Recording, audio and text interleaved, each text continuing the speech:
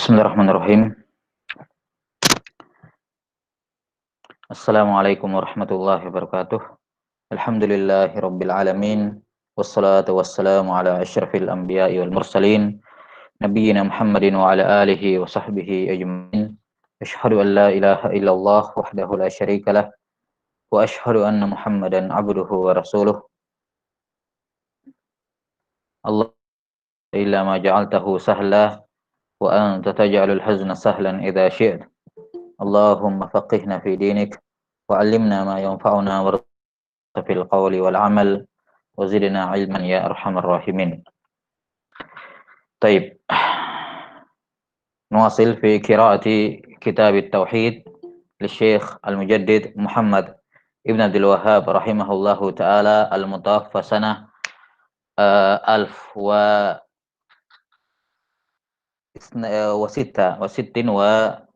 من الهجرة النبوية. نعم المتوفى سنة 60 و200 بعد 1000 من السنة أو من الهجرة النبوية. قال رحمه الله تعالى في باب الثاني والعشرون باب ما جاء في حماية المصطفى صلى الله عليه وسلم جناب التوحيد وسده كل طريق يوصل إلى الشرك. Bab penjagaan Al-Mustafa sallallahu alaihi wasallam. Penjelasan mengenai penjelasan mengenai himayah, penjagaan dari Al-Mustafa sallallahu alaihi wasallam janabat tauhid, ya, batasan-batasan atau dinding-dinding tauhid. Wasaddihi kulla tariqin yusilu ila syirk. Dan bagaimana beliau sallallahu alaihi wasallam menutup semua pintu menuju kepada kesyirikan. Nah, ini bab yang ke-22 yang dibawakan oleh penulis rahimahullahu taala dalam kitab Tauhid. Maksud atau sebelumnya kita butuh menjelaskan beberapa kosakata yang berkenaan dengan judul bab. Yang pertama kata Al-Mustafa, ya, Al-Mustafa ini berasal dari kata as-safwa yang bermakna pilihan. Ya, as-safwa berasal dari kata as-safwa yang bermakna pilihan, yang terpilih. Asal katanya al-mustafa. Ya, asalnya huruf ta, kemudian terjadi ta'lil, kemudian menjadi huruf ta, al-mustafa. Wa illa asluhu harfut ta. Dibaca al-mustafa, itu asalnya. Nah, jadi berasal dari kata as-safwa yang bermakna al-mujtaba, pilihan dan seterusnya. Ya. Ini mana Al-Mustafa. Dan yang dimaksud dengan Al-Mustafa di sini tentu saja Rasulullah sallallahu alaihi wasallam.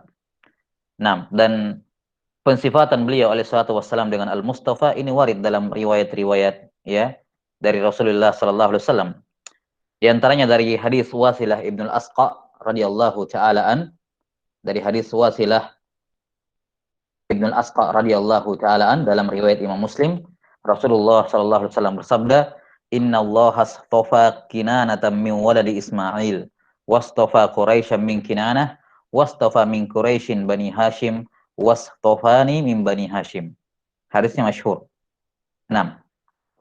Bahwa Allah Ta'ala telah memilih Kinanah dari anak keturunan Ismail, kemudian memilih suku Quraisy dari keturunan Kinanah, kemudian memilih keluarga besar Hashim dari suku Quraisy, dan memilih saya dari Bani Hashim. Maka ini menunjukkan bahwa Allah Ta'ala istofahu, beliau atau Allah Ta'ala memilih beliau, maka beliau adalah Al-Mustafa.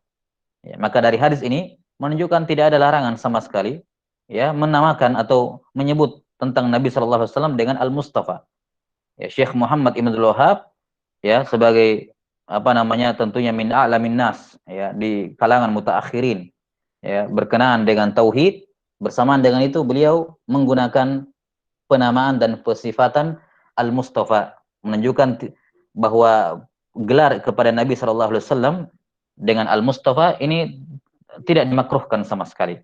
Bahkan dalam kitab Tauhid beliau menggunakan 2 kali, ya, Al-Mustafa ini. Di bab yang ini, di bab 22 ini, dan juga di dua bab sebelum terakhir. Ya, dua bab sebelum terakhir dari kitab Tauhid, dia juga membawakan judul bab yang mirip seperti ini, Himayatil Mustafa. Nah, kemudian yang lebih tegas menunjukkan bolehnya mensifati Nabi Muhammad SAW dengan Al-Mustafa, yang lebih tegas dibandingkan ini adalah hadis riwayat Imam Ahmad dengan sanad yang sahih dari sahabat Auf bin Malik radhiyallahu taalaan, di mana beliau oleh sallallahu wasallam bersabda, "Anan Nabiyul Mustafa." Saya adalah sang nabi yang terpilih. Iya, Anan Nabiyul Mustafa. Karena itulah kata Syekh Saleh Ibn Abdullah Al-Utsaimin hafizahullahu taala, ya, bahwasanya min asma'ihi al-mu'azzama syar'an ismul Mustafa. Maka di antara nama Nabi sallallahu alaihi wasallam yang diagungkan secara syariat, ya, yang diagungkan dalam syariat adalah nama Al-Mustafa. Maka ini jelas menunjukkan bahwa di antara nama, ya, jadi Al-Mustafa bukan sekedar sifat atau pensifatan tentang Nabi sallallahu alaihi wasallam, tapi bisa diisbat itu sebagai salah satu dari nama Rasulullah sallallahu alaihi wasallam, dikatakan Al-Mustafa. Ya, berdasarkan hadis Auf bin Malik, Anan Nabiyul Mustafa. Nah, ini yang dimaksud dengan Al-Mustafa dalam bab ini. Bab maja fi himayatil Mustafa. Kemudian yang kedua, janabat tauhid. Janab, ya, asal janab itu bermakna al-jidar, dinding. Dinding. Nah, kemudian apa namanya? Biasanya seorang kalau ingin melindungi sesuatu atau melarang, ya, orang untuk mendatangi sesuatu atau suatu tempat ataupun suatu daerah, maka dibangun di sekelilingnya janab, yaitu dinding, ya, dinding untuk melindungi orang supaya tidak masuk. Nah, daerah yang terdapat di dalam dinding tersebut itu dikatakan apa? Dikatakan al-hima, yang tersebut dari hadis apa? Inna likulli malikin hima wa inna himallahi maharimu. Bahwa setiap raja itu memiliki hima, daerah terlarang yang tidak boleh dimasuki. Sementara himanya Allah Ta'ala adalah yang diharamkan olehnya. Maka daerah yang terlarang didatangi itu namanya al-hima. Ya. Nah, sementara dinding yang menutupi al-hima itu dinamakan janab. Itu asal maknanya, janab. Jelas ya? Maka janabat tauhid artinya dinding-dinding, ya, dinding-dinding yang melindungi tauhid. Yang melindungi apa? Yang melindungi tauhid. Nah, di mana seorang, ya, tauhid tersebut dijaga, ya. Tauhid tersebut dijaga oleh Nabi Shallallahu alaihi wasallam. Ya, sisi-sisi tauhid tersebut dijaga oleh Nabi Shallallahu alaihi wasallam, dan akan diterangkan nanti bagaimana cakupan janabat tauhid yang dilindungi oleh Rasulullah Shallallahu alaihi wasallam. Kemudian dikatakan di sini wasaddihi kulli tariqin yusilu ila syirk, dan Nabi Shallallahu alaihi wasallam menutup, ya, asad itu penutup, penghalang, ya, itu penutup atau penghalang. Wasaddihi kulla tariqin yusilu ila syirk, dan beliau menutup, ya, menghalangi semua jalan, semua amalan yang bisa mengantar apa namanya orang yang melakukannya menuju kepada kesyirikan, Taib. Ini apa namanya makna dari al-Mustafa dan al-Janab serta apa namanya as-sad. Wasaddihi kulli tariqin yusilu ila syirk. Taib. Kemudian makna bab ini secara global. Apa makna bab ini secara global? Dikatakan kalau kita sudah memahami makna kata per kata, maka kita sudah bisa memahami makna secara umum dari bab ini, yaitu penjelasan mengenai himayah, ya, himayah, perlindungan ataupun penjagaan Nabi Shallallahu alaihi wasallam, ya, terhadap sisi-sisi tauhid, ya, terhadap sisi-sisi tauhid, dan bagaimana beliau menutup celah, menutup semua jalan yang mengantarkan kepada kesyirikan. Dan ini merupakan realisasi dari apa namanya perintah terbesar Allah Subhanahu wa taala kepada umat manusia, sekaligus larangan terbesar, ya, dari Allah Taala kepada umat manusia. Wa'budullaha wa la tusyriku bihi syai'a. Maka Nabi sallallahu alaihi wasallam diutus untuk menjaga dua hal ini, ya. Tauhid sebagai perintah yang terbesar diperintahkan, ya, atau Nabi sallallahu alaihi wasallam datang untuk memberikan himayah, perlindungan kepada sisi-sisi tauhid. Nah, dan beliau sallallahu alaihi wasallam juga diutus untuk menutup semua jalan celah menuju kepada kesyirikan. Taib. Janabat tauhid, sisi tauhid di sini mencakup dua hal. Sisi tauhid yang bagaimana atau bagaimana bentuk sisi tauhid yang dilindungi oleh Rasulullah sallallahu alaihi wasallam. Nah, di sini sisi tauhid yang dilindungi oleh Nabi sallallahu alaihi wasallam itu ada dua. Ya, itu ada dua. Yang pertama, melindungi tauhid, sisi tauhid jangan sampai ada yang menguranginya. Jangan sampai ada yang mengurangi ataupun mencacati tauhid. Yang kedua adalah melindungi sisi tauhid, jangan sampai ada yang membatalkannya atau merusaknya. Ya. Jangan sampai ada yang membatalkan atau yang merusaknya. Jadi perlindungan Nabi Shallallahu Alaihi Wasallam kepada sisi-sisi tauhid itu mencakup dua hal, yakni melindungi tauhid dari segala hal yang mengurangi kesempurnaannya dan juga melindungi tauhid dari segala hal yang bisa merusak bahkan membatalkan tauhid tersebut. Membatalkan tauhid tersebut. Nah, dan bagaimana beliau alaihissalatu wassalam menutup semua pintu menuju kepada kesyirikan. Dan bab ini ya, terdiri dari dua kalimat. Dikatakan yang kalimat yang pertama himayatul Mustafa sallallahu alaihi wasallam janabat tauhid, dan kalimat yang kedua wasaddihi kulli tariqin yusilu ila syirk. Nah, dan ini dua kalimat dua amal ini mutalaziman, saling melazimkan. Ya. Di sini bukan dua pekerjaan yang berbeda, yakni beliau di satu sisi menjaga tauhid, kemudian di sisi lain mencegah menutup jalan menuju kepada kesyirikan. Melainkan ini satu amalan. Ya, ini satu amalan. Yakni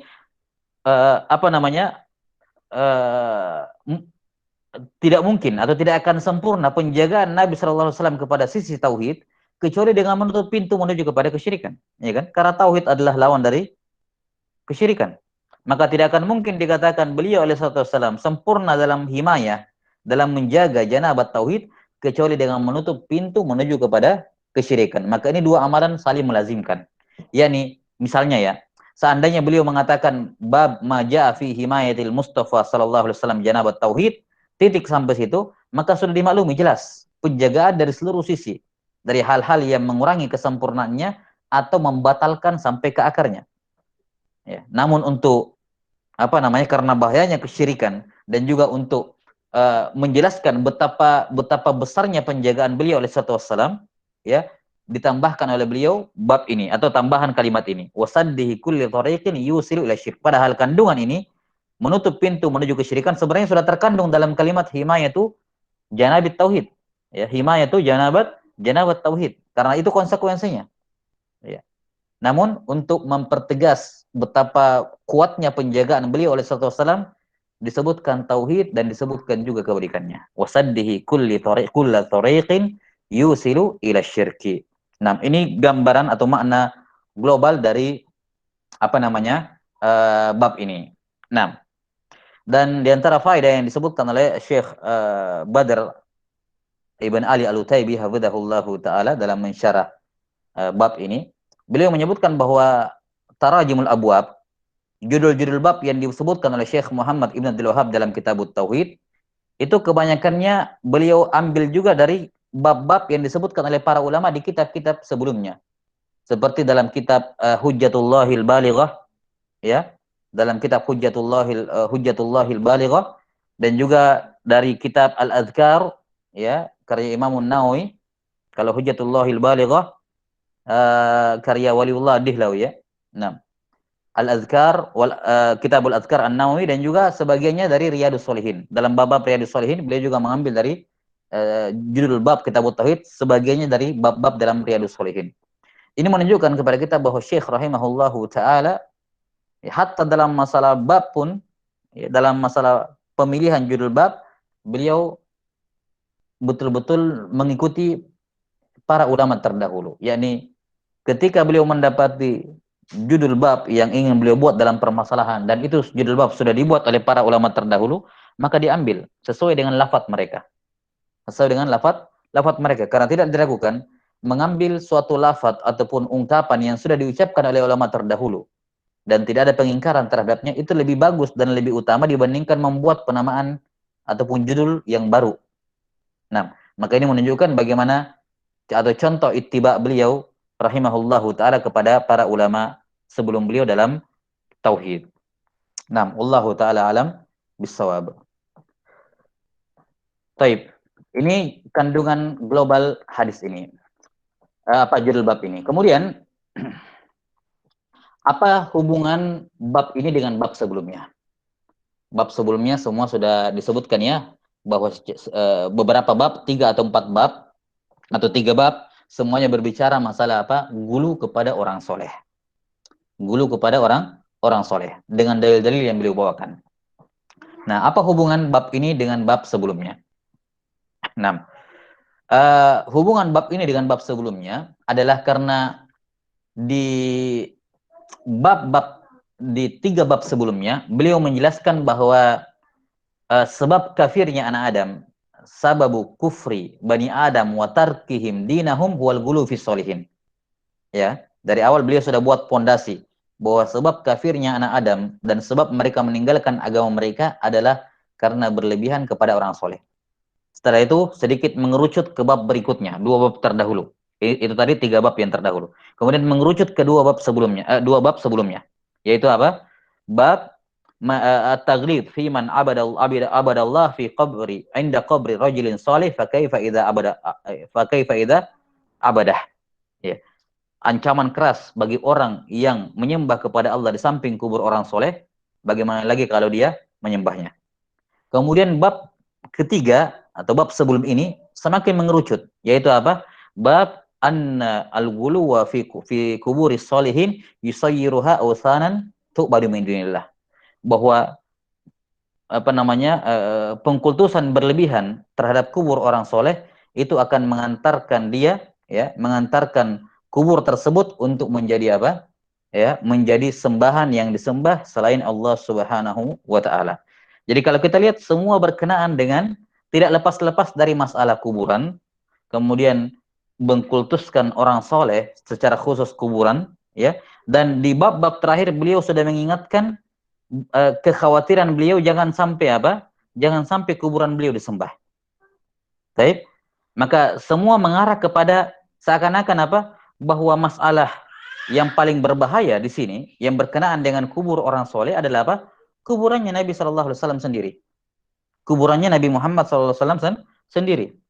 Kenapa? Karena kebanyakan orang-orang, ya, kebanyakan orang yang apa namanya terjerumus dalam kesyirikan dalam masalah ini, itu semuanya atau kebanyakannya datang dari dalam bentuk apa penyebabnya adalah karena gulu terhadap Rasulullah Sallallahu Alaihi Wasallam, berlebihan dalam mengkultuskan Rasulullah Sallallahu Alaihi Wasallam secara khusus tentunya kubur beliau, yang mana masalah kubur sudah disinggung di 3 bab sebelumnya.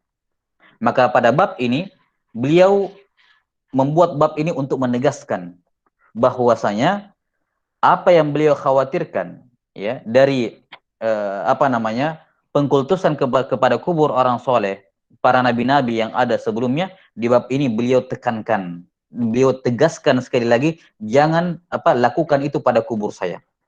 Ya, jangan lakukan itu pada kubur saya. Baik.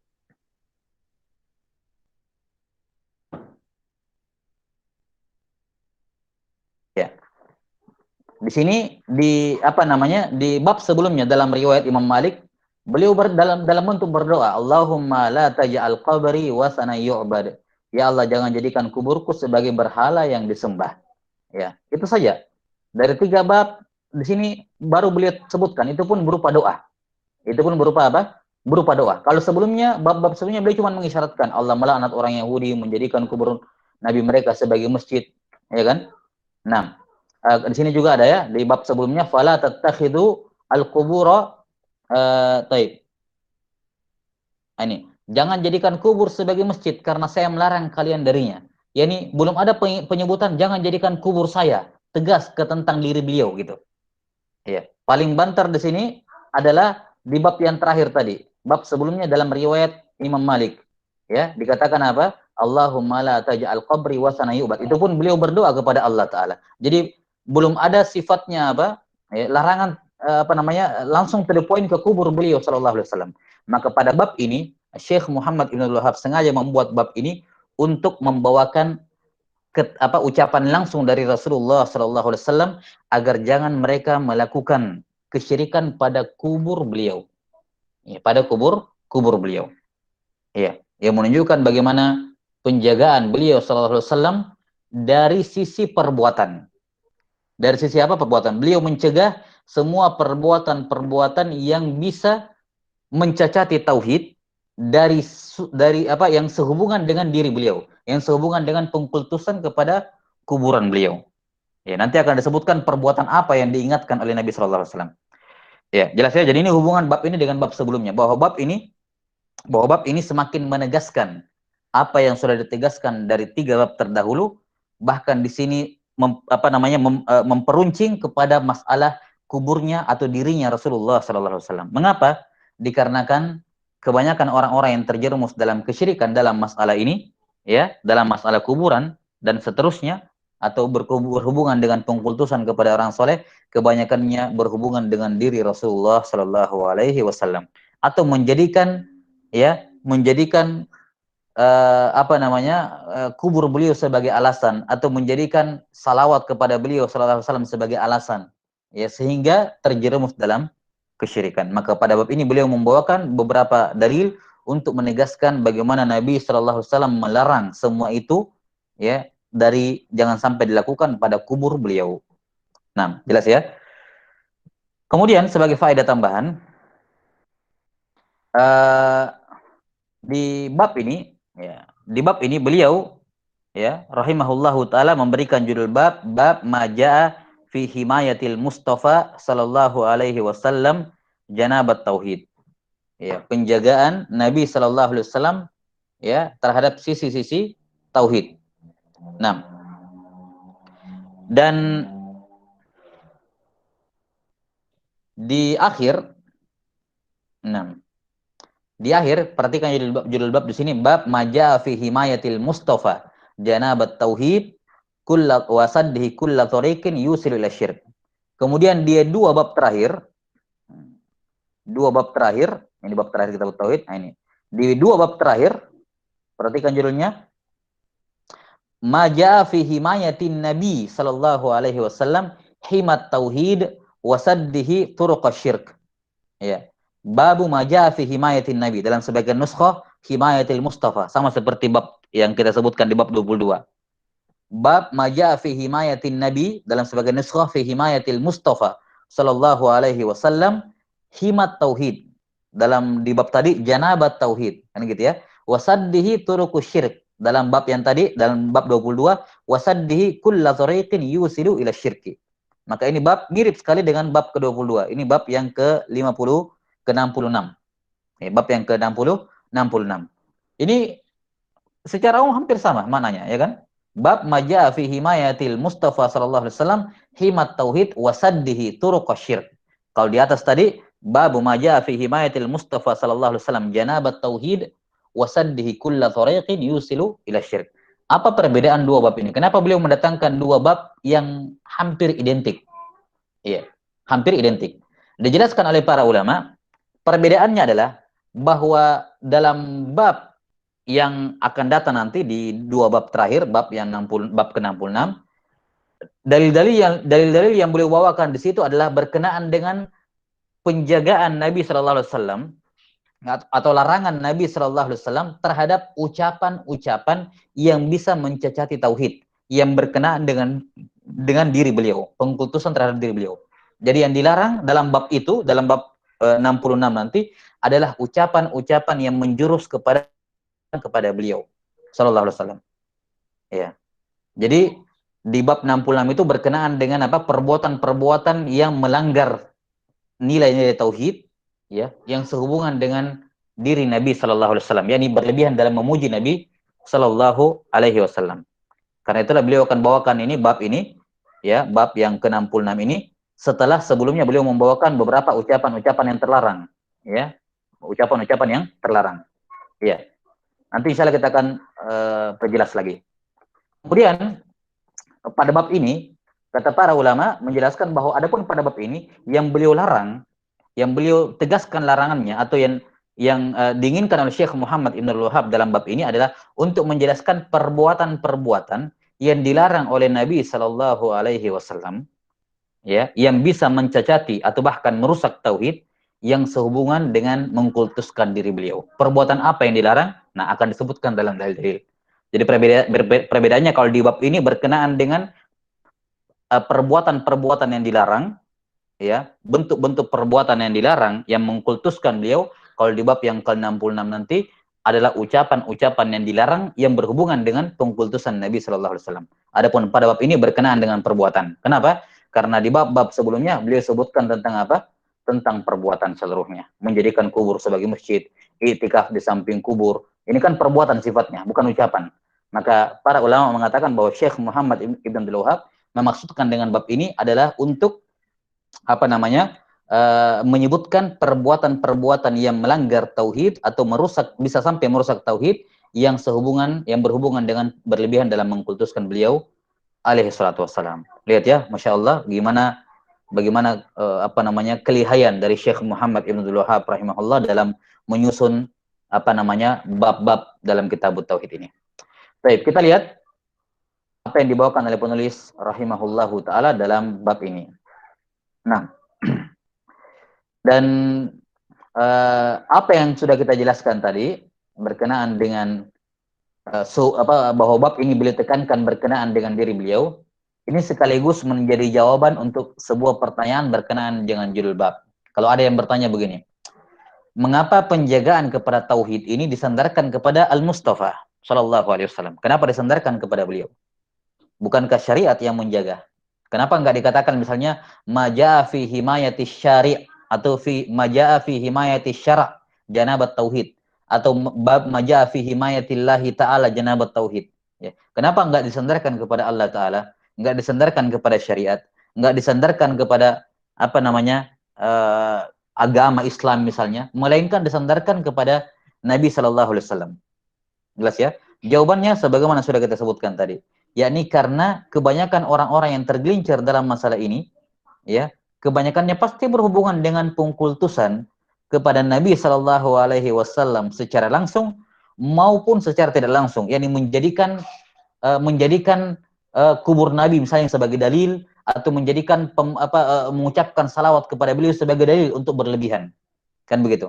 Maka sengaja disandarkan kepada Al-Mustafa Sallallahu Alaihi Wasallam untuk seakan-akan beliau ingin mengatakan, nah, yang kalian jadikan dalil kuburannya, yang kalian jadikan dalil salawat kepadanya, terus kalian terjerumus ke dalam kesyirikan. Lihat nih bagaimana beliau sendiri menjaga sisi itu.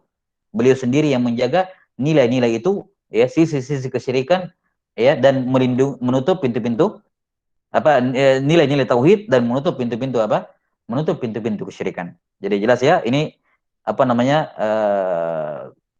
kecerdasan beliau rahimahullahu taala menisbatkan himayah di sini kepada Al-Mustafa. Yani ada tujuannya, bukan sekedar formalitas, tapi untuk menunjukkan bahwa yang menjaga ini adalah orang yang kalian tergelincir dalam mengkultuskannya. Beliau sendiri menjaga hal tersebut. Maka jangan jadikan beliau sebagai alasan, jangan jadikan kubur beliau sebagai alasan, jangan jadikan syariat salawat kepada beliau jadikan alasan. Nah, beliau sendiri sudah menutup pintu kesyirikan dan menjaga dengan baik nilai-nilai tauhid. Ya, rahimahullahu taala. Ini Syekh Muhammad Ibn Abdul Wahab. Baik, kita lihat dalam bab ini beliau rahimahullahu taala menyebutkan 3 dalil. 1 dalil Al-Qur'an dan 2 dalil dari hadis. Walaupun maknanya sama 2 hadis ini, tapi beliau punya tujuan tersendiri mengapa membawakan hadis dengan matan yang hampir mirip. Ya. Nah, kita lihat dalil yang pertama, wa qaulihi ta'ala laqad ja'akum rasulun min anfusikum al-ayah, yakni azizun 'alaihi ma 'anittum harisun 'alaikum bil mu'minina raufur rahim. Nah, laqad ja'akum rasulun min anfusikum, sungguh telah datang kepada kalian seorang rasul dari diri kalian sendiri. Min anfusikum yakni min jinsikum, dari manusia. Rasulnya dari kalangan manusia. Azizun alaihi ma anittum, sangat berat baginya apa yang menyusahkan kalian. Harisun alaikum, dan sangat semangat, sangat hirs. Yani al-hirs bermakna apa? mengerahkan semua usaha dan upaya. Itu makna hirs. Ya. 6. Al-hirs kata para ulama, bazlul juhud wastifragul wusa'. Ya. Ketika menafsirkan sabda Nabi sallallahu alaihi wasallam, ihris ala ma yanfa'uk. Ihris ala ma yanfa'uk. Ihris, haris. Ya. Al-hirsu kata para ulama adalah apa namanya? Bazlul juhud wastifragul wusa'. Mengerahkan semua juhud, keseriusan, kesungguhan. Bazlul juhud, mengerahkan semua keseriusan, kesungguhan, kekuatan, ya, kemampuan. Wastifragu apa namanya? Al-wusa, dan mengosongkan semua yang dimiliki. Yani istifrag, yani seakan-akan dia keluarkan semua yang dia miliki sehingga kosong yang ada pada dirinya, sudah tidak ada, maksimal semua keluar, sarananya, prasarananya, ya. Nah, dari sisi pikirannya, dari sisi hartanya, dari sisi darahnya, keringatnya, semua itu namanya istifragul wusa, sudah keluarkan semua usahanya. Sehingga yang tersisa pada dirinya adalah al-farag, kosong, sudah nggak ada lagi pada dirinya. Maka lihat Allah Ta'ala mensifati Nabi Muhammad SAW dengan apa? Harisun alaikum. Yani dia rela untuk, dia adalah seorang Nabi yang mengerahkan semua kekuatannya, semua kemampuannya, semua keseriusannya, semua kesungguhannya, ya, agar kalian mendapatkan hidayah, agar kalian mendapatkan apa kebaikan dunia dan akhirat, ya. Bahkan dia mengeluarkan semuanya, betul-betul semuanya, ya. Nah, hartanya beliau tidak ada yang tersisa. Harta istri beliau Khadijah radhiyallahu anha yang asalnya orang kaya menjadi orang miskin, keluar semua untuk Islam, ya. Kemudian tenaga beliau, waktu beliau kurang tidur di malam hari, ya. 6. Sampai nyawa beliau pun, ya, nyawa beliau serahkan, ya, untuk apa namanya? Karena harisnya kepada kalian. Baik. Ini dalil dibawakan oleh beliau rahimahullah dalam bab ini. Syahidnya, sisi pendalilan ayat ini dibawakan dengan judul bab, ya, hubungan antara ayat ini dengan judul bab adalah pada ucapan Nabi Shallallahu Alaihi Wasallam, harisun alaikum, harisun alaikum. Nah, kalau ada yang bertanya, mengapa nggak diambil juga potongan yang pertama? Ya, yaitu azizun alaihi ma'anittum, sangat berat baginya sesuatu yang menyusahkan kalian. Ya, 6. Harisun alaikum. Kata para ulama, harisun alaikum ini sudah menghimpun seluruhnya. Harisun alaikum, yakni dia haris luar biasa. Kita sudah tahu makna hirs, saya tidak perlu jabarkan lagi. Kita sudah mau tahu makna hirs, artinya sudah habis-habisan. Tidak ada lagi yang dia punyai yang dia tidak keluarkan. Lahir batinnya, itu makna hirs. Nah, maka Nabi SAW harisun alaikum. Dan diantara bentuk hirsnya adalah agar kalian mendapatkan kebaikan dan terhindar dari keburukan.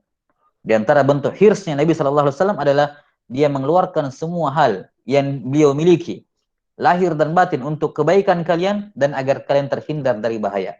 Dan sebesar-besar kebaikan yang kalian bisa dapatkan adalah tauhid, serta sebesar-besar keburukan yang membahayakan kalian adalah apa? Syirik. Maka sangat wajar kalau Nabi SAW akan mengerahkan semua kemampuan beliau semaksimal mungkin lahir dan batin untuk menjaga tauhid, karena itu adalah kebaikan kalian, dan menutup semua jalan menuju kesyirikan, karena itu keburukan kalian. Kenapa beliau melakukannya? Karena beliau harisun alaikum, ya, haris alaikum. Baik, ini jelas sekali sisi pendalilan ayat ini terhadap judul bab. Kemudian dalil yang kedua, an Abi Hurairah radhiyallahu anhu annahu qala qala Rasulullah sallallahu alaihi wasallam, la taj'alu buyutakum qubura wa la taj'alu qabri 'ida wa sallu alayya fa inna salatakum tablughuni haitsu kuntum. Rawahu Abu Dawud bi isnadin hasan wa ruwatuhu thiqat. Ya. Kalimat Syekh Muhammad Ibn Abdul Wahhab rahimahullah, rawahu Abu Dawud bi isnadin hasan wa ruwatuhu thiqat. Riwayat Abu Daud dengan sanad yang hasan dan para perawinya thiqah semuanya. Ini menunjukkan bahwa penulis rahimahullahu taala punya ihtimam dengan riwayat, punya ihtimam dengan hadis, maksud saya. Ini beliau punya pengetahuan tentang mana hadis yang sahih, mana hadis yang dhaif. Ya, lihat beliau mengatakan riwayat Abu Daud dengan sanad yang hasan. Beliau tidak mengutip dari ulama lain mengatakan sanadnya hasan atau dihasankan oleh Tirmidzi dan seterusnya. Ini ucapan beliau sendiri. Rawahu Abu Daud bi isnadin hasan wa ruwatuhu thiqat. Menunjukkan beliau memeriksa sendiri riwayat Abu Daud ini. Nah, maka beliau rahimahullahu taala ya tidak seperti tuduhan miring dari sebagian orang yang mengatakan bahwa beliau tidak punya ihtimam dengan riwayat, tidak punya ihtimam dengan tidak mahir dalam membedakan hadis sahih dan dhaif masalan, ya. Ini tentunya tuduhan yang tidak beralasan. Ya. Kalau sekedar adanya hadis-hadis dhaif dalam kitab tauhid, tapi kitab apa yang tidak ada hadis dhaifnya? Ya. Kalau kita berbicara di luar Bukhari Muslim, itu pun ya Bukhari Muslim ada segelintir ya, cuman tidak perlu kita jelaskan. Intinya adalah Bukhari Muslim sahih. Tapi selain Bukhari Muslim, kitab apa yang tidak ada hadis dhaifnya? Ya, kalau kita mengatakan bahwa sekedar adanya hadis dhaif di dalam berarti orangnya tidak ihtimam dengan hadis. Ya, Abu Daud, Tirmidzi, Nasai, Ibnu Majah, bahkan Musnad Imam Ahmad yang ditulis oleh imam sekaliber Imam Ahmad, ya kan, ada hadis dhaif di dalamnya. Ada hadis dhaif di dalamnya. Jadi ketika ada hadis dhaif dalam suatu karya tulis, ya, tidak menunjukkan bahwa orang itu tidak punya ihtimam. Ya, jelas sampai sini. Baik, kita lihat kata beliau rahimahullahu taala, qala Rasulullah sallallahu alaihi wasallam. Rasulullah sallallahu alaihi wasallam bersabda dari hadis Abu Hurairah di sini, ada 3 pernyataan. Ya, ada 3 pernyataan, 2 berupa larangan dan 1 berupa perintah. Ada tiga kalimat, 2 perintah, 2 larangan dan 1 perintah. Larangan yang pertama, la taj'alu buyutakum qubura. Jangan jadikan rumah kalian sebagai kuburan. Wala taj'alu qabri 'ida. Jangan jadikan kuburku sebagai 'id. Sebelum kita lanjut, diingat kembali makna 'id. Ya, apa makna 'id yang sudah kita sebutkan di bab la yuzbahu lillah fi makanin yuzbahu fihi li ghairillah. Diingat kembali pembahasan id. Ya. Apa kriteria id itu? Wala taj'alu qabri 'ida. Jangan jadikan kuburku sebagai id. Wa sallu alayya fa inna salatakum tablughuni. Ya, dan bersalawatlah kalian kepadaku karena sesungguhnya salawat kalian tablughuni haitsu kuntum. Sampai kepadaku dimanapun kalian berada. Ya, sampai kepadaku dimanapun kalian berada. Syahid, hubungan antara antara dalil ini dengan judul bab adalah pada ketiga pernyataan itu. Tiga-tiganya merupakan syahid. Hubungan antara judul bab, ya, hubungan antara dalil dengan judul bab. Jelas ya? Tiga-tiganya sisi pendalilannya. Yang pertama adalah la taj'alu buyutakum qubura. Jangan jadikan rumah kalian sebagai kubur. Ya. Yakni jangan kosongkan rumahmu dari ibadah di dalamnya. Jangan kosongkan rumahmu dari salat-salat sunnah. Ya, dari salat-salat sunnah, dari membaca Al-Qur'an. Jangan kosongkan. Kenapa? Karena kalau kamu kosongkan rumahmu dari salat sunnah dan juga dari membaca Al-Qur'an, maka nanti rumahmu seperti kuburan. Di mana kuburan ini tidak boleh sholat dan membaca Quran di situ. Ya, tidak boleh sholat dan membaca Quran di situ. Jelas ya? La taj'alu buyutakum qubura. Yani jangan, dari kalimat ini kita bisa mengambil pelajaran bahwasanya di kubur tidak dibenarkan seorang mengerjakan sholat dan tidak dibenarkan seorang membaca Al-Quran. Nah, itu asalnya. Tidak boleh seorang sholat, ya, yani sholat yang tidak ada hubungannya dengan jenazah tentunya. Ya. Jangan jadikan rumah kalian seperti kuburan, yakni jangan kosongkan rumah kalian dari ibadah, karena kalau kosong dari ibadah mirip seperti kuburan, yang kubur ini bukan tempat beribadah di situ. Bukan tempat beribadah di situ. Ya. Walaupun tentunya tidak semua bentuk ibadah ya, tidak semua bentuk ibadah. Kenapa? Karena sudah sabit dari Nabi Shallallahu Alaihi Wasallam adanya doa di samping kubur. Ya, yakni mendoakan penghuni kubur, ya, atau berziarah kubur kemudian berdoa di situ. Ini warid dari Nabi Shallallahu Alaihi Wasallam. Ya, warid dari Nabi Shallallahu Alaihi Wasallam. Dan ingat, salawat juga itu adalah doa kepada Nabi Shallallahu Alaihi Wasallam. Maka kalau ada orang haji ataupun umroh kemudian melewati Masjid Nabawi, maka dianjurkan dia singgah untuk disyariatkan bagi dia untuk mendatangi kubur Nabi Shallallahu Alaihi Wasallam kemudian membaca salawat di situ. Dan salawat itu adalah doa untuk Nabi Shallallahu Alaihi Wasallam. Allahumma sholli wasallim ala nabiyina Muhammad. Itu salawat. Salawat itu adalah doa. Nah, maka berdoa di kubur, apalagi ketika ziarah dan semacamnya, ini tentunya bukan ini yang dimaksud dalam bab ini, dalam hadis ini. Tapi yang dimaksud dengannya adalah ibadah-ibadah semacam sholat. Tidak boleh sholat di kubur. Ya, tidak boleh sholat di kubur.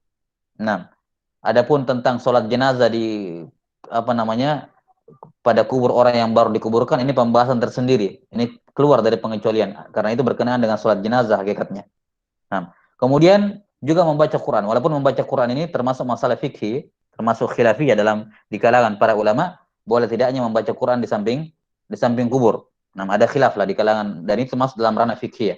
Itu masuk dalam ranah fikih ya. Taib, ala kulli hal, apa namanya? Yang dimaksud seorang melakukan ibadah di samping kubur. Kenapa? Karena sudah berlalu di dua bab sebelumnya adalah apa? Pada bab maja minat taglib, ya, larangan keras fi man abadallah inda qabri rajulin soleh, kepada orang yang menyembah Allah di samping kubur orang soleh, fa kaifa idza abadah, bagaimana lagi kalau dia menyembahnya. Baik, ini syahid yang pertama. Kemudian syahid yang kedua, wala taj'alu qabri ida, jangan jadikan kuburku sebagai id, sebagai hari raya, sebagai id. Apa maknanya id? Tidak ingat? Ini kata id penting ini, dobitnya. Ayo, yang pertama, ada dua dobit. Apa dua kriteria sesuatu dikatakan id? Ini Arif, menyadkur. Mana sih? Betul. Id kemarin maknanya ada dua, yakni pada tempat dan pada waktunya. Di mana dikatakan id ketika melakukan sesuatu pada tempat tersebut dengan berulang, dan begitu juga pada waktu yang sama dengan dilakukan secara berulang. Terus kita kajian tiap malam Jumat ini berulang tiap pekan, berarti id juga? Iya, kalau secara bahasa itu. Iya, secara bahasa, kita tidak berbahasa ini. Ya. Nah, yang lain masih kurang. Nah, nah, ya, ini yang kedua ya. Jadi id, dikatakan sesuatu itu id bukan sekedar terjadinya pengulangan dalam hal waktu atau mendatangi tempat itu berulang-ulang kalau sifatnya id berupa tempat, tapi harus diberikan kait bahwa berulang-ulangnya itu dikarenakan mengagungkan waktu itu, atau kalau idnya berupa tempat, didatanginya ia berulang kali dikarenakan pengagungan terhadap tempat itu harus dijadikan patokan. Jadi sesuatu dikatakan id dengan dua kriteria. Yang pertama, terjadi pengulangan. Kalau dia berupa waktu, ya berarti pengulangan waktu. Kalau idnya berupa tempat, berarti didatangi secara berulang-ulang. Kriteria yang kedua, ini tidak terpisah ya, ini harus dua-duanya ada baru dianggap id. Kapan salah satunya ada, maka bukan id. Yang kedua adalah apa? Itu dilakukan untuk mengagungkan hari itu, kalau idnya berupa hari. Atau kalau berupa tempat, itu dilakukan untuk mengagungkan tempat itu. Baik. Maka sabda Nabi Shallallahu Alaihi Wasallam, jangan jadikan kuburku sebagai id, artinya apa? Ya, jangan jadikan kuburku sebagai id. Ya, maksudnya apa? Jangan kalian mendatangi kuburku dalam apa namanya? Dalam waktu tertentu dengan niat untuk mengagungkan waktu itu, atau jangan kalian berulang-ulang mendatangi kuburku dengan niat mengagungkan kuburku. Itu yang dimaksud di situ. Jangan jadikan kuburku sebagai itu.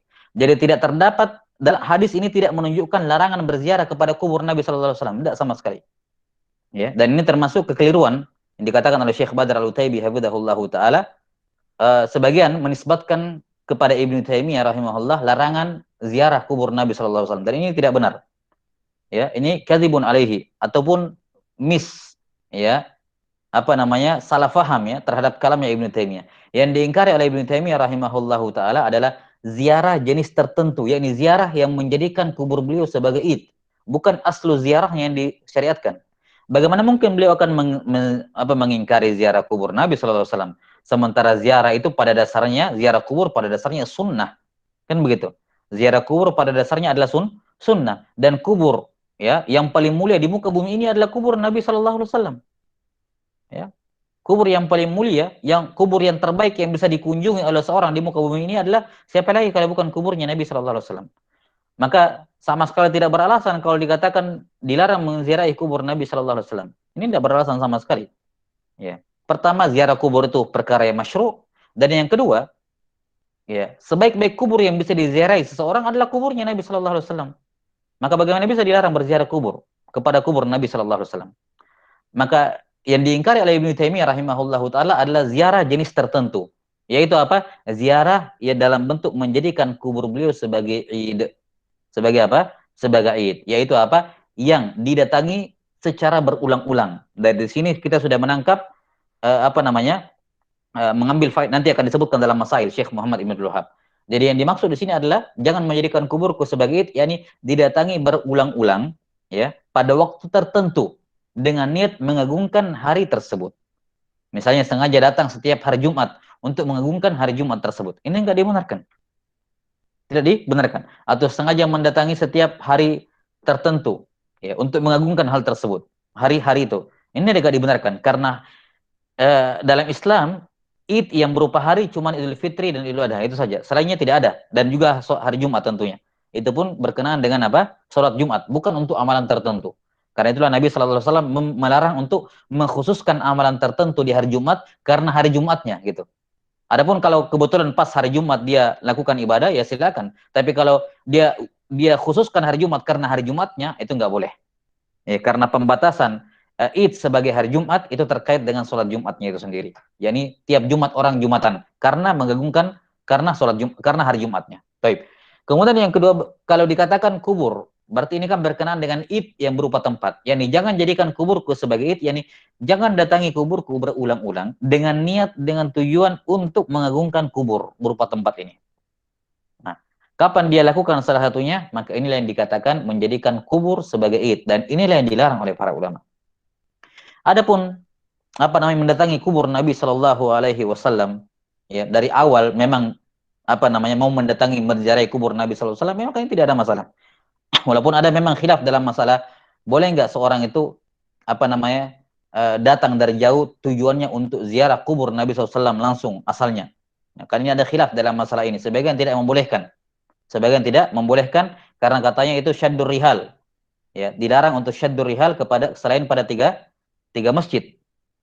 Nah, padahal dan sebagian mengatakan tidak ada masalah dan itu tidak masuk dalam kategori syaddur rihal, karena syaddur rihal yang dimaksud di sini yang dilarang adalah melakukan ibadah tertentu, ya, ibadah tertentu yang berhubungan dengan masjid, yaitu apa? Salat. Ya, apalagi yang berhubungan dengan masjid, i'tikaf. Ya, i'tikaf. Yani jangan jauh-jauh pergi ke daerah sana cuma pengen i'tikaf di masjid tersebut. Tidak boleh dilakukan. Ya, kecuali pada tiga masjid, karena masjid semua sama saja. Ya. Jelas sampai sini. Adapun berziarah kubur itu tidak ada hubungannya dengan masjid, cuman kebetulan saja, ya. Kebetulan saja kubur itu di dalam di sekitar Masjid Nabawi. Nah, maka ini pendapat yang selainnya, pendapat yang kedua mengatakan tidak ada masalah. Orang dari jauh-jauh misalnya datang untuk ziarah kubur Nabi SAW. Walaupun tentunya kebanyakannya orang yang melakukan hal tersebut, apalagi jarak jauh, tidak akan mungkin semata-mata itu. Ya, pasti ada ibadah yang lebih besar dibandingkan itu yaitu umroh ataukah haji misalnya. Nah, jadi dia menggandengkan niatnya, saya mau umroh tahun ini, ya, sekaligus mau ziarah Nabi SAW, ziarah kuburnya Nabi, ya tidak ada masalah. Tapi dia tidak menjadikan itu sebagai id sama sekali, ya, juga tidak bertepatan dengan waktu tertentu, dan juga bukan datang ke sana untuk mengagungkan kubur beliau Sallallahu Alaihi Wasallam atau meyakini afdolnya melakukan ibadah tertentu di samping kubur beliau. Tidak, dia cuma mau datang berziarah, ya, cuma datang berziarah, mengucapkan salawat dan salam kepada Nabi SAW, setelah itu selesai. Maka kebanyakannya orang yang melakukannya menggandengkannya dengan dengan ibadah semacam haji ataupun umroh, dan itu tidak ada masalah. Taib. Ala kulli hal, ini yang terlarang. Wala taj'alu qabri ida. Jangan jadikan kuburku sebagai id. Iya. Jelas? Maka ini yang dilarang oleh Ibnu Taimiyah rahimahullahu taala. Nah, adapun mengatakan bahwa beliau melarang ziarah kubur Nabi SAW secara mutlak, itu kadzib.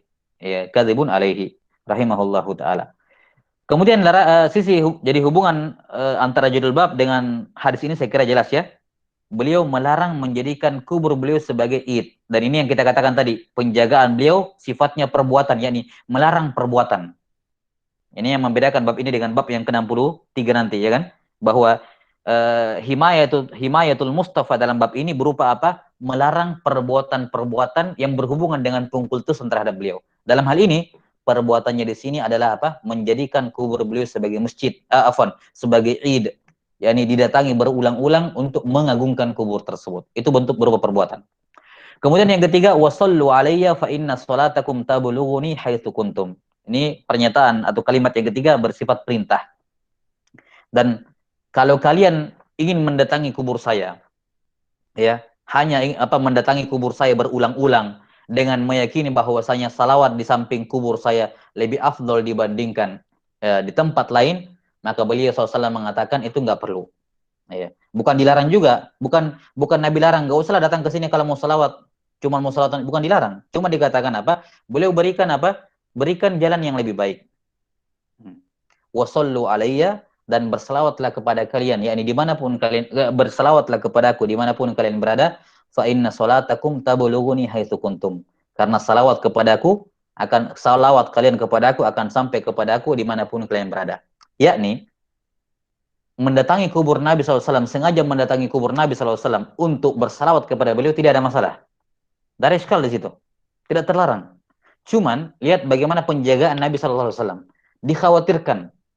Dikhawatirkan kalau dia sering mengunjungi terus dengan alasan awalnya cuma untuk salawatan di situ, maka ini ketika dikunjungi berulang-ulang, maka dikhawatirkan setan nanti akan memasukkan dalam pikirannya, dalam dirinya pengagungan, ta'zim ataupun keyakinan tertentu bahwa lebih afdol nih salawat di sini. Ya, lebih afdol nih salawat di sini.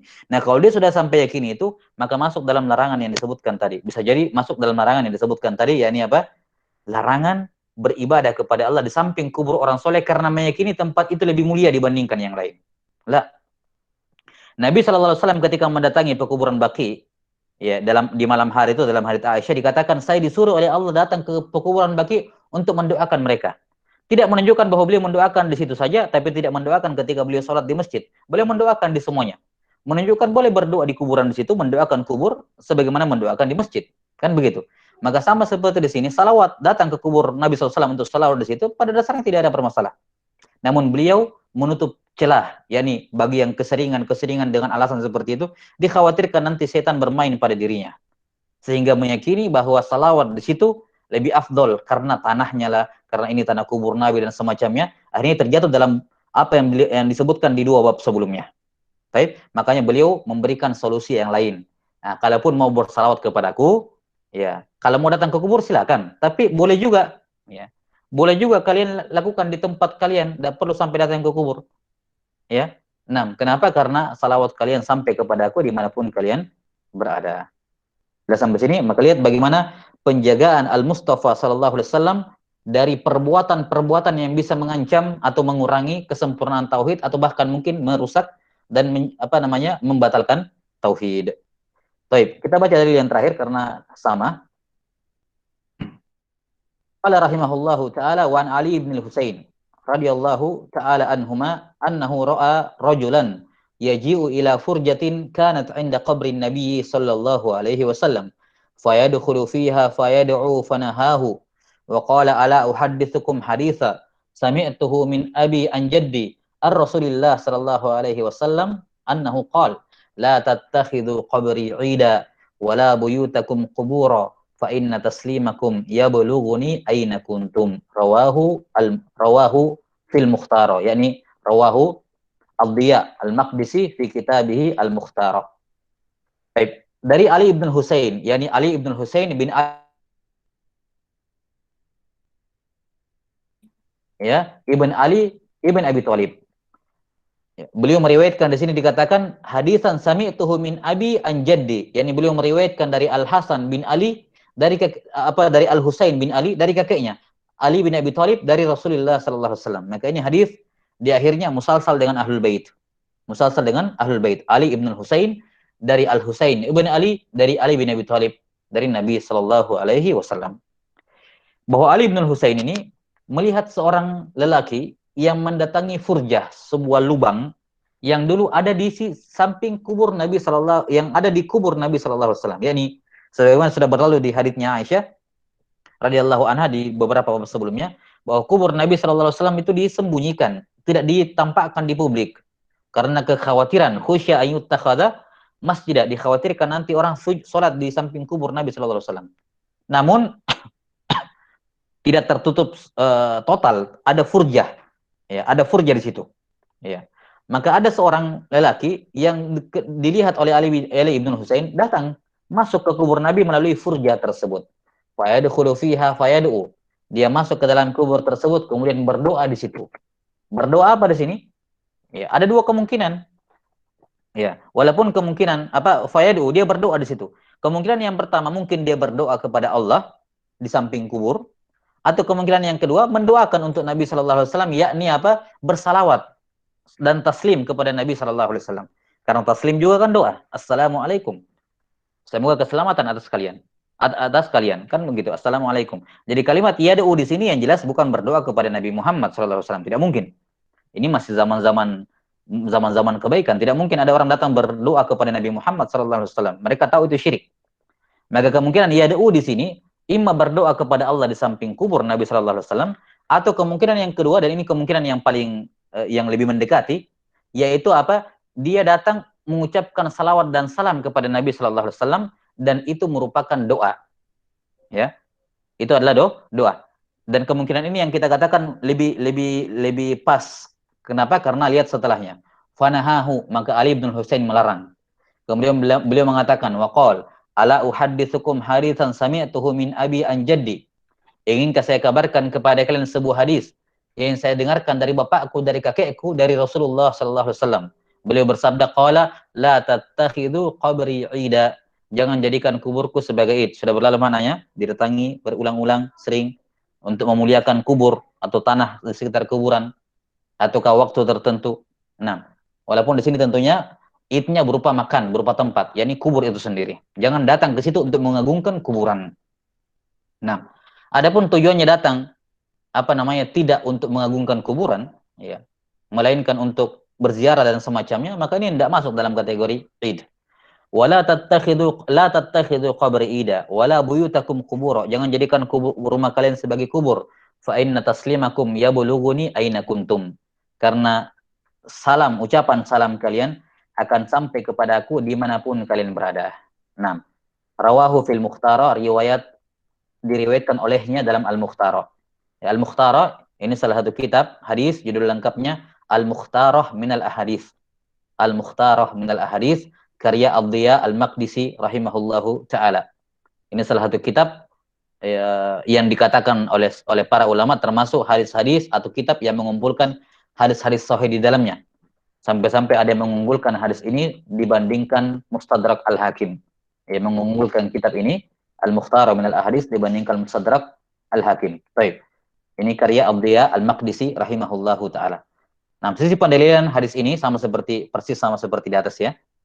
Nah, cuman di sini kenapa beliau rahimahullahu taala mengulangi?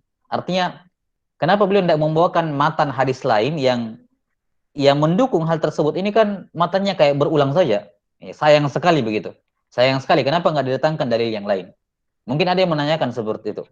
Dan jawabannya wallahu a'lam bishawab, sebabnya adalah karena riwayat ini. Ya, riwayat Ali bin Husain dari ayahnya, dari kakeknya, dari Nabi sallallahu alaihi wasallam, yakni mereka adalah ahlul bait. Mereka adalah apa? Ahlul bait. Nah, yakni kalau ahlul bait saja, mereka adalah orang yang paling cinta kepada Nabi sallallahu alaihi wasallam, tidak melakukan itu. Tidak melakukan itu. Iya. Maka bagaimana lagi dengan orang yang mengklaim atau mengaku mencintai beliau atau menjadikan alasan cinta kepada beliau untuk menjadikan kubur beliau sebagai id. Nah, dilarang. Keluarga beliau saja sebagai orang yang tidak diragukan bahwa mereka ini ahlul bait lebih mencintai Nabi sallallahu alaihi wasallam dibandingkan siapapun setelahnya. Tapi bersamaan dengan itu beliau melarang ada orang yang masuk ke lubang yang mengarah kepada kubur Nabi sallallahu alaihi wasallam kemudian dia berdoa di situ. Nah, maka dilarang oleh beliau. Tentunya larangan di sini tadi karena adanya kekhawatiran. Dan sekali lagi lihat bagaimana judul bab apa? wasaddihi kulla tariqin yusil ila syirk. Menunjukkan bahwasanya salah satu kaidah penting dalam ajaran Islam, bahkan diantara yang terpenting adalah kaidah sadduz zari'ah, ya, menutup celah kemaksiatan, kekafiran, kemungkaran dan seterusnya. Mencegah lebih baik daripada mengobati. Ini kaidah agung dalam syariat. Sadduz zari'ah. Ya. Maka tidak boleh ada seorang yang mengatakan bahwa yang penting kan boleh. Kalau itu mengantarkan kepada yang dilarang, maka kita punya kaidah ini, sadduz zari'ah. Dan kaidah sadduz zari'ah ini lahir dari ratusan mungkin ya, kalau mau dikumpulkan sangat banyak sekali dalil-dalil dari Quran dan Sunnah yang mengarah kepada kaidah ini, yang semuanya mengarah kepada kaidah ini, yaitu kaidah sadduz zari'ah, bahwa suatu perbuatan yang hal tersebut pada dasarnya boleh, tapi ketika menjurus kepada hal yang tidak boleh, maka itu juga terlarang. Ya, maka itu juga tidak boleh. Nah, bahwa dikhawatirkan ketika orang-orang jahil, orang yang tidak faham, kemudian datang ke kubur Nabi Shallallahu Alaihi Wasallam, ya tadi setan akan mempermainkan dirinya dan menganggap bahwa saya beribadah di situ lebih afdol. Akhirnya apa? Jatuhnya ke id. Jadi meyakini kemuliaan atau keagungan atau lebih baiknya tempat itu dibandingkan yang lain, dalam hal ini kubur. Jelas sampai sini? Adapun orang yang datang sengaja mendatangi kubur Nabi Shallallahu Alaihi Wasallam, tujuannya murni untuk mengucapkan salawat dan salam kepada Nabi SAW, setelah itu beranjak pergi, ya, dia tidak menjadikan kubur sebagai id. Dan siapa yang mengkhawatirkan dirinya, maka jangan dilakukan hal tersebut. Ya, karena pada dasarnya hal tersebut adalah perkara yang dibolehkan. Makanya tadi Nabi SAW menutup pintu dengan apa? Sudah, kalau cuma mau salawat, ya mau datang ke kubur silakan. Ya, tidak dilarang. Cuman kalau cuma mau itu, kalian bisa salawat dan salam dimanapun. Ya, karena apa? Salawat dan salam kalian sampai kepadaku.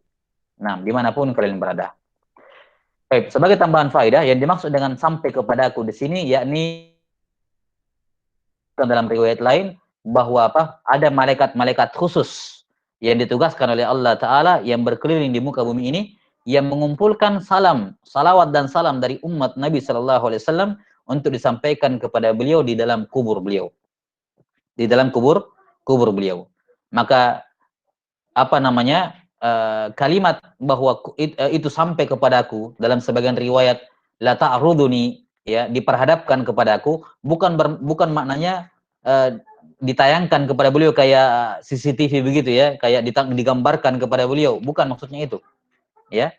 Bukan maksudnya itu, tapi yang maksudnya adalah beliau disampaikan kepada beliau atau beliau mengetahui ada orang yang mengucapkan salam kepada beliau, bukan karena diperlihatkan orangnya siapa atau diperdengarkan beliau, melainkan karena para malaikat mengantarkannya kepada beliau, makanya beliau tahu. Itu makna kalimat ini, sampai kepadaku, ataupun dalam riwayat lain la ta'ruduni, diperlihatkan kepadaku, atau tu'radu alayya, diperlihatkan kepadaku. Maksud diperlihatkan di sini adalah apa? Yakni para malaikat mengantarkan kepadaku sehingga saya pun mengetahuinya. Nah, wallahu taala a'lam bissawab. Baik. Qala rahimahullahu taala fihi masail. Al-ula tafsiru ayati bara'ah. Ini tafsir ayat bara'ah, yakni harisun alaikum. Makna haris, penekanannya di makna haris. Harisun alaikum. Nah, as-saniyah ib'aduhu ummatahu an hadzal hima ghayatal bu'd. Bagaimana Nabi sallallahu alaihi wasallam menjauhkan umatnya dari hima ini. Apa itu hima? Tadi hima adalah daerah terlarang. Nah, daerah terlarang. Bagaimana Nabi sallallahu alaihi wasallam menjauhkan umatnya dari daerah terlarang ini, ghayatal bu'd, dengan sejauh-jauhnya, betul-betul dijauhkan dengan sejauh-jauhnya. Ya. Jelas dari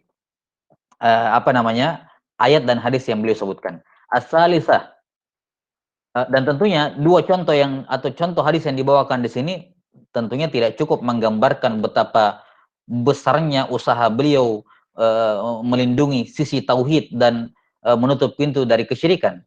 Ya, tentunya tidak cukup menggambarkan. Ya, jelas sampai sini karena usaha beliau luar biasa dibandingkan ini, sudah berlalu dari bab-bab sebelumnya kan, dan juga bab-bab yang akan datang. Cuman kita sudah bisa menggambarkan betapa hebatnya usaha beliau dari kalimat haris tadi. Harisun alaikum, yakni apa? Badlul juhdi wastifragul wusa'. Habis-habisan seluruhnya. Ya. Kita sudah bisa bayangkan dari kalimat hirs betapa luar biasanya usaha beliau dalam menjaga tauhid dan menutup pintu dari kesyirikan. As-salisah dzikru hirsihi alaina wa ra'fatihi wa rahmatihi. Penyebutan betapa hirsnya beliau, ya, apa namanya, agar bisa memberikan hidayah dan kebaikan kepada kita, ya, menjadi sebab datangnya kebaikan dan hidayah kepada kita, dan bagaimana kasih sayangnya beliau kepada kita. Ar-rabi'ah nahyuhu an ziyarati qabrihi ala wajhin makhsus. Ini larangan beliau untuk menziarahi kuburnya dengan bentuk tertentu, yakni dengan bentuk kaifiat yang terlarang. Ya, ini yang kita katakan tadi. Jadi bukan larangan, bukan mengarah kepada menziarahi kubur Nabi SAW, bukan, sama sekali tidak.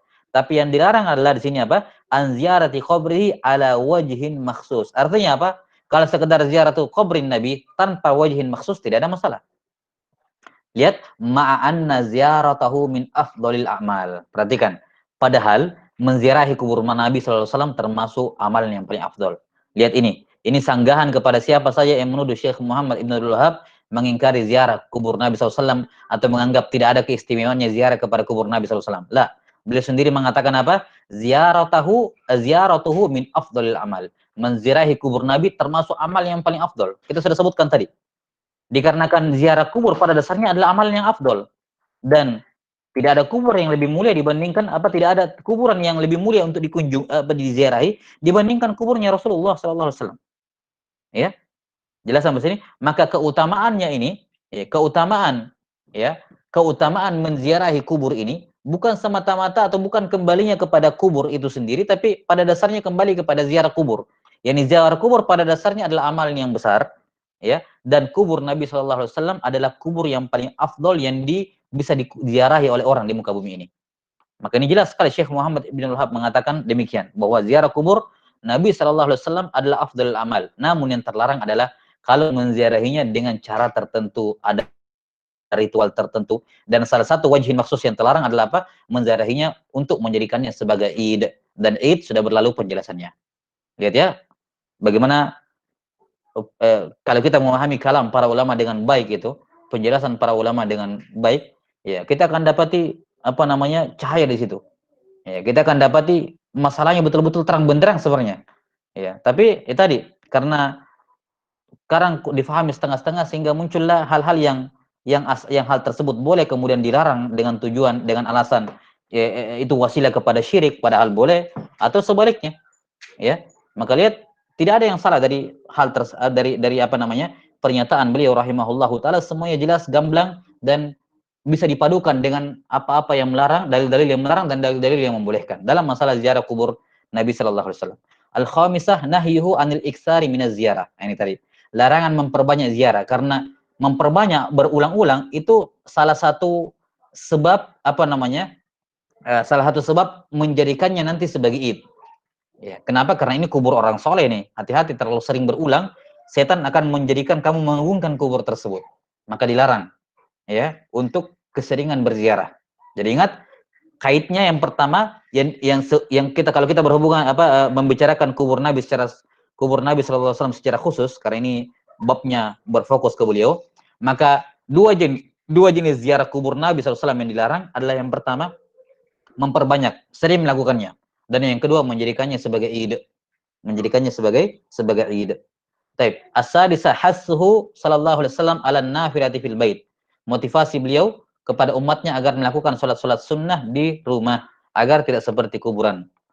Nah, lihat, perhatikan ya, hassuhu ala nafilah.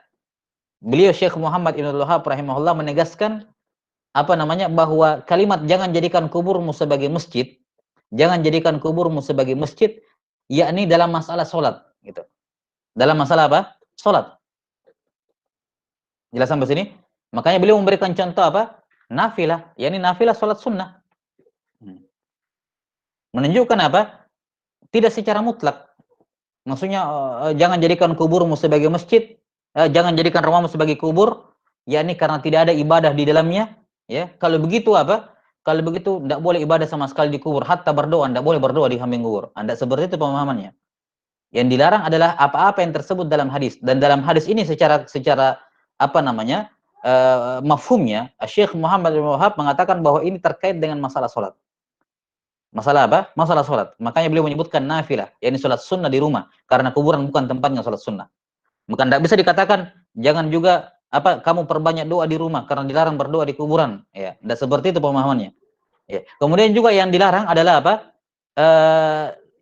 La taj'alu buyutakum qubura fa inna syaitana yafirru minal bait tuqra'u fihi ayatul kursi atau kama qala sallallahu wassalam. Ini juga ada nasnya, keterangannya.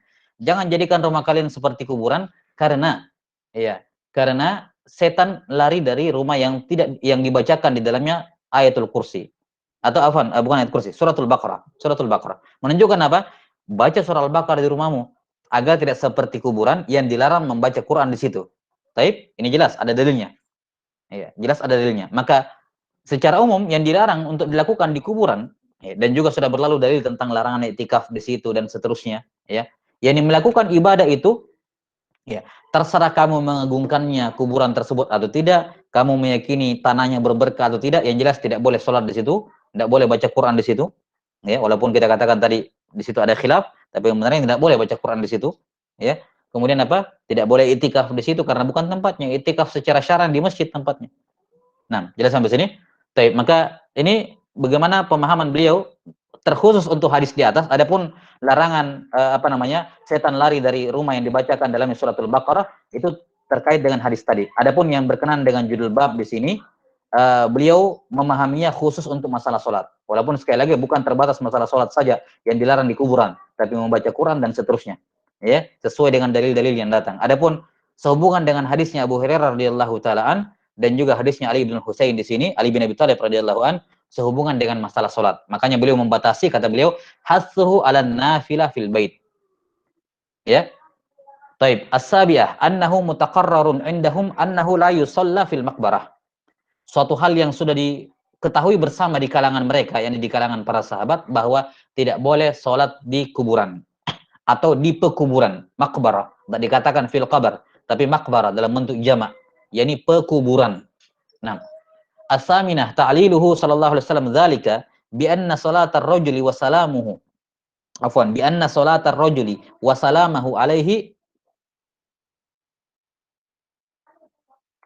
ta'liluhu sallallahu alaihi wasallam dzalika bi anna salatar rajuli wa salamahu alaihi yablughuhu wa in ba'uda fala hajata ila ma yatawahhamuhu man aradal qurb. Kata beliau menyebutkan alasannya ya. Alasannya adalah karena salawat dan salam seseorang itu sampai kepada Nabi Shallallahu Alaihi Wasallam, bagaimanapun jauhnya dia, maka tidak butuh, ya, tidak perlu ditoleh, tidak perlu didengarkan alasan orang-orang yang yatawahhamuhu, yang berpikir bahwa dia datang ke kubur Nabi untuk salawat agar bisa dekat dengan Nabi Shallallahu Alaihi Wasallam, atau karena jaraknya lebih dekat sehingga lebih lebih sampai kepada Nabi SAW. Itu tidak perlu diperhatikan. Ya. Jelas sampai sini? Karena dalam masalah ini jauh dan dekat sama saja. Ya, jauh dan dekat sama saja. Maka tidak ada alasan semakin dekat kubur semakin cepat sampai dan semacamnya. Itu tidak ada. Tidak perlu ditoleh alasan semacam itu. Baik. Maka kalau alasannya karena lebih cepat sampai datang ke situ, tidak perlu. Jangan lakukan itu. Tapi kalau kayak tadi, memang kebetulan dia umroh kemudian melewati Masjid Nabawi, sengaja dia masuk untuk salawat dan salam di situ tanpa dia meyakini bahwa lebih bagus di sini, yakni dia meyakini sama saja, cuman karena saya di sini sekarang di depan kubur Nabi SAW, maka saya bacakan salawat, maka ini tidak ada masalah. At-tasiyah kaunuhu sallallahu alaihi wasallam fil barzakhi tu'radu alaihi amalu ummatihi fis salati wassalam alaihi. Bahwa Nabi sallallahu alaihi wasallam di alam barzakh, ya, ini menunjukkan bahwa apa yang disebutkan oleh Nabi sallallahu alaihi wasallam, salawat dan salam kalian sampai kepadaku, ini bukan hari kiamat, tapi di alam barzakh, dalam kubur beliau. Ya, tu'radu alaihi amalu ummati, dipampangkan kepada beliau amalan umatnya berupa apa? Salawat dan salam. Ini yang kita sebutkan tadi, bahwa yang dimaksud dengan tu'radu di sini, dipampangkan amalan, bukan maksudnya dipertontonkan. Nabi lihat keadaan orang yang hidup gitu. Nabi lihat siapa yang di atas kuburnya sekarang kemudian salawat, enggak. Tapi yang maksud dengan al-ard di sini, dipampangkan kepada beliau adalah disampaikan kepada beliau salawat dan taslim. Ini perlu difahami dari kalamnya Syekh Muhammad Ibn Abdul Wahab. Jadi makna tu'radu di sini bukan dipampangkan, dipertontonkan, diperlihatkan, tidak. Karena beliau sudah tidak mengetahui apa yang terjadi di atas sana. Ya, namun makna tu'radu alaihi yang diperhadapkan kepada makna tu'radu diperhadapkan kepada beliau, yakni dibawakan kepada beliau salawat dan taslim. Itu pun apa? Sebatas apa? Yang dipampangkan kepada beliau cuma apa? Assalatu wassalam. Bukan semua ibadahnya orang-orang di atas sana. Ngapain di atas kubur, ngapain di pinggir kubur. Nabi nggak tahu. Yang beliau tahu ketika ada yang mengucapkan salawat dan salam, berarti sekarang ada orang yang mengucapkan salawat dan salam. Kenapa? Bukan karena beliau melihat, tapi disampaikan kepada beliau oleh para malaikat. Nah, wallahu taala alam bisawab. Alhamdulillah ini selesai bab yang ke-20 bab 22 ya. Nah, insyaallah taala nuwasil fil usbu'il qadim biidznillah taala pada bab yang ke-23. Wal ilmu indallah, nas'alullaha taala yu'allimana mimma yanfa'una wa ayyanfa'ana bima 'allamana innahu waliyyu dzalika wal qadiru alaih. Subhanakallahumma bihamdik asyhadu an la ilaha illa anta astaghfiruka wa atubu ilaik. Walhamdulillahirabbil alamin.